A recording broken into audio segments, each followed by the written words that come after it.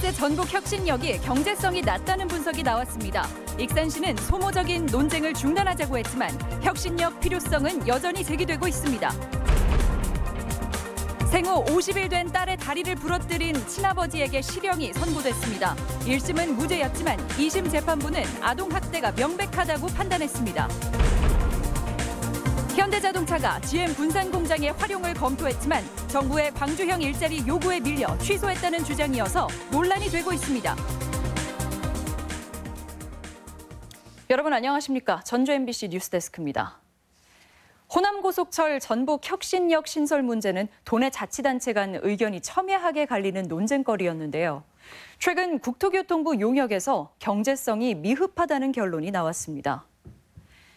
정헌율 익산시장은 더 이상 소모적인 논쟁을 종식하자며 기자회견을 열었습니다. 먼저 임홍진 기자의 보도입니다. KTX 전북혁신역 신설과 관련한 국토교통부의 사전 타당성 조사 용역 결과 비용 편익 비율, 즉 경제성이 0.4 미만으로 분석됐습니다. 국가 사업이라는 점을 감안해 경제성 외에도 지역균형 발전, 대성 공약 등의 요소를 따져봐도 0.6 이상은 돼야 한다는 게 연구기관 관계자들의 설명입니다. 익산시는 전북혁신역 신설 무산을 기정사실화했으며 정헌율 시장은 불필요한 논쟁을 중단하고 익산역을 호남 대표역으로 육성할 것을 요구했습니다. 공신력 있는 국가기관에서의 결과를 내놓기 때문에 이제 지역 발전을 저해하는, 지역 발전에 발목 잡는 어떤 행위도 우리는 목숨을 걸고 이것은 저지를 것이다. 정 시장은 익산역은 호남, 전라, 군산, 장항 등 4개 철로가 분기하는 전국 유일의 철도역으로 유라시아 출발역으로 손색이 없다고 강조했습니다. 이와 함께 익산역에 복합 환승센터를 비롯해 전북권 광역 전철망, 국제 화물 물류 기지를 추진하겠다고 밝혔습니다.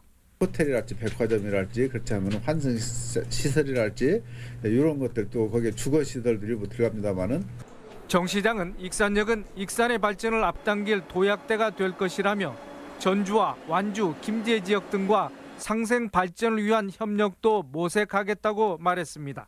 MBC 뉴스 임홍진입니다. KTX 혁신역 신설 논란은 이번 용역 결과에도 불구하고 쉽게 사그라들지는 않을 전망입니다. 정치권에서는 현재의 익산역만으로는 다가올 새만금 시대를 대비하거나 도내 광역권 개발 수요를 담아내기 힘들다는 인식이 여전합니다. 이어서 강동엽 기자입니다. KTX 익산역 논란은 해묵은 과제입니다. 10년 전 KTX 익산역 착공에 앞서 구체적으로 김제백구와 완주 3내가 호남고속철 도내 정차역 대안부지로 제시됐습니다. 하지만 결론은 현재의 익산역 개량이었고 논란은 현재까지도 이어지고 있습니다. 핵심은 현재의 KTX 익산역으로는 새만금과 혁신도시, 도내 광역권 개발 수요를 충족시키기에 한계가 있다는 겁니다. 그 해결책으로 다시 KTX 혁신도시역 신설 방안이 제시됐고 대안부지 4곳을 대상으로 경제성을 검토했지만 잠정적으로 어렵다는 결론이 나왔습니다. 일단 익산 지역에서는 당연한 결과라는 반응이지만 새로운 대안 모색의 요구는 계속될 전망입니다. 타당성 결과가 이렇게 나왔기 때문에 존중하면서도 도민들에게도 도움이 되고 익산에도 또 도움이 되는 그런 방안을 지금 우리가 고민을 하고 대안을 찾아야 된다는 것. 특히 KTX 혁신도시역 신설 요구가 갈등이 아니라 도민 다수의 이익에 부합하는 상생이라는 의견도 여전합니다. 100만호 배후 도시를 거느리고 있는 KTX 혁신역은 충분한 경제성이 있고 익산역과 이것은 결코 상충이 아니라 신설하는 것이 상생할 수 있는 부분이다. 결국 타당성 조사 결과에도 KTX 혁신도시역의 쟁점화는 계속될 전망입니다. 당분간은 이게 좀 다시 수면으로 부상하기가 쉬워 보이지는 않는데 일단 어쨌든 간에 이제 이런 문제는 중장기적으로 추진해야 될 문제다 이렇게 생각하죠. 익산역을 호남의 대표역으로 만들자는 의견과 전북발전이란 큰 틀에서 중심역을 다시 고민해보자는 의견은 앞으로도 꾸준히 충돌하는 의제로 남을 전망입니다. MBC 뉴스 강동엽입니다. 생후 50일 된 딸을 학대한 혐의로 기소된 친아버지가 무죄가 선고된 1심과 달리 항소심에서는 실형을 선고받고 법정 구속됐습니다. 한범수 기자의 보도입니다. 생후 50일 된 여자아이의 허벅지 뼈가 부러져 있습니다. 심하게 우는 딸을 이상히 여겨 엄마가 아이와 함께 병원을 찾았다가 알게 된 사실입니다. 의사는 아동학대를 의심했는데 용의자는 다름 아닌 아이 친아버지였습니다. 평소에도 친아버지인 고 씨 손만 거치면 멍자국이 발견되는 경우가 많았던 겁니다. 너무 자지러지게 우니까 애기 왜 이렇게 우냐 데려와라. 그러니까 그제서야 방으로 들어오면서 애기 다리가 이상해 하고 얘기를 하는 거예요. 검찰과 아이 엄마는 친아버지 고 씨의 유죄를 확신했지만 1심 재판부는 뜻밖에도 친부의 손을 들어줬습니다. 고 씨가 미덥지 못한 건 사실이지만 아이에게 상해를 입힌 사실이 충분히 증명되지 않았다고 본 겁니다. 항소심 재판부의 판단은 달랐습니다. 재판부는 고 씨가 결혼과 육아에 많은 스트레스를 받아 딸에게 적대적인 감정을 자주 드러냈다는 점에 주목했습니다. 실제로 고 씨는 자신의 어머니에게 딸이 앉아서 못 잤다, 짜증이 난다, 딸이 싫다는 등의 메시지를 보내기도 했습니다. 또 소아의 뼈는 유연성이 커 학대가 아니면 쉽게 부러지지 않는다는 점도 고려됐습니다. 딸이 새벽에 울고 보채는 상황에서 그동안 쌓인 부정적인 감정이 폭력적인 행동으로 발현했을 가능성이 있다고 재판부는 판단했습니다. 재판부는 어린 딸에게 전치 15조의 부상을 입힌 친부 고 씨의 범죄가 반인륜적이었다며 고 씨에게 징역 1년 6개월의 실형을 선고하고 법정 구속했습니다. MBC 뉴스 한범수입니다. 현대차 노조의 발언으로 파문이 커지고 있습니다. 발언 내용은 현대차가 GM 군산공장 활용을 검토했지만 광주형 일자리에 밀렸다는 건데요. 진위 여부를 떠나 군산이 정부 대책에서도 계속 후순위로 밀리자 지역 분위기가 좋지 않은 게 사실입니다. 유룡 기자입니다. 현대차 노조는 최근 정부 자동차 정책에 비난을 쏟아냈습니다. 기업의 팔을 비틀어 투자를 강행하게 할 것 같으면 광주형 일자리가 아닌 군산 GM 문제 해결이 우선이라는 것입니다.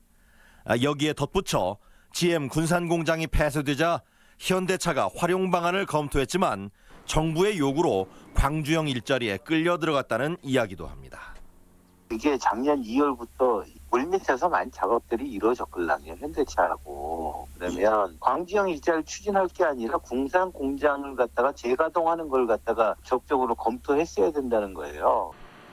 노조의 주장을 일방적으로 받아들이기는 힘들지만 어느 누구도 군산에 대한 진정성 있는 접근이 부족했던 것은 사실입니다.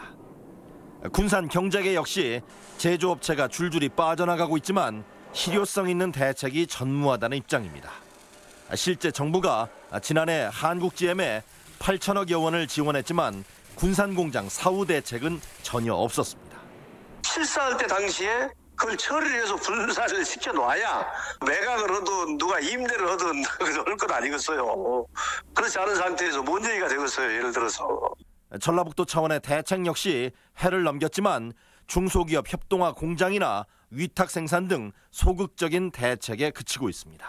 좀 가시화되는 시기가 앞당길 수 있도록 최대한 협의를 충분히 하고 지원 방안이 무엇인가를 계속적으로 논의를 하고 있는. 대통령이 자동차 업체 모델까지 자처하며 새로운 변화를 모색하고 있는 지금 정부와 전라북도가 추락한 군산 경제를 위해 더 적극적인 해법을 제시할 때입니다. MBC 뉴스 유룡입니다. 군산의 위기 극복을 주제로 한 신년 특집 토론이 조금 뒤인 9시부터 방송됩니다. 이번 토론회에서는 광주형 일자리의 한계를 극복할 군산형 일자리 해법과 신산업 유치 가능성이 심도 깊게 논의됐습니다. 박찬익 기자가 토론회 내용을 소개합니다.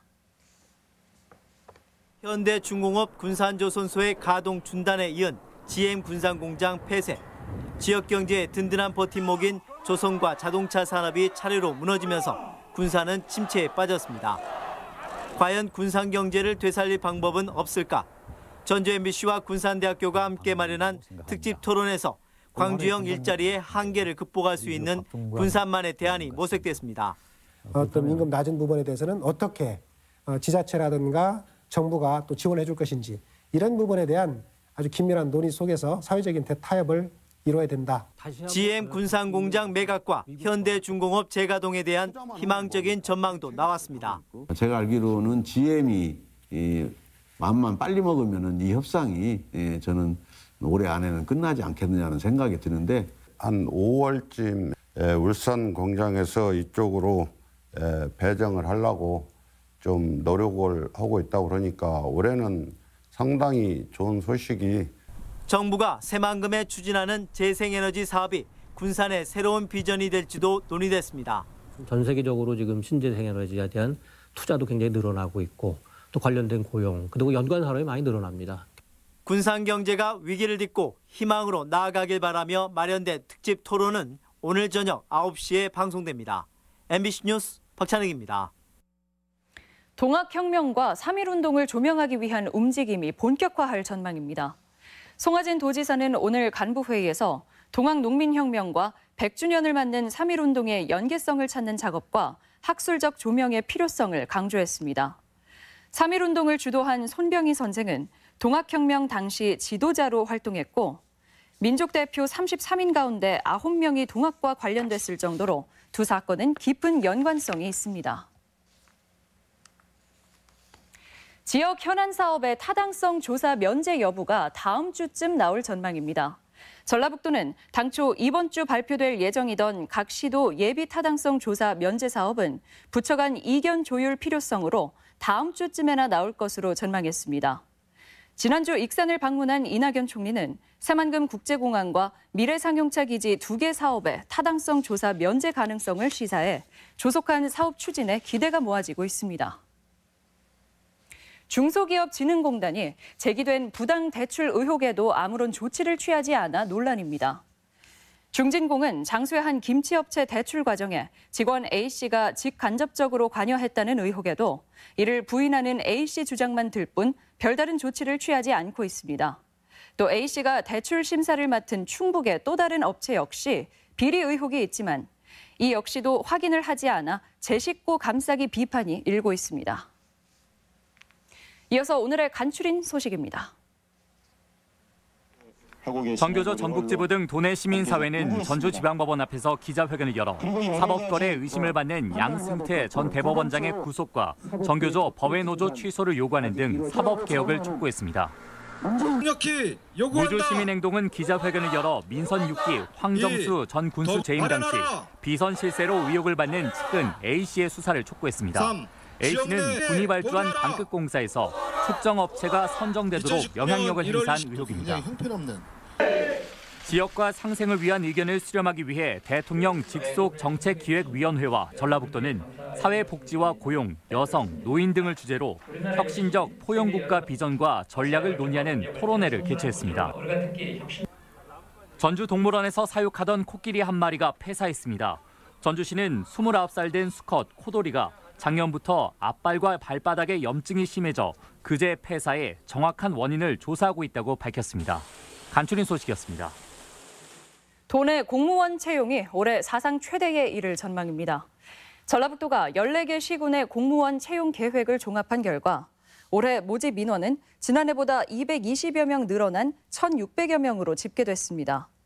이는 베이비부머 세대의 은퇴가 주요 원인으로 정확한 채용 인원은 지자체별 인사위원회가 끝나는 다음 달 확정될 전망입니다. 전북권 뉴스였습니다.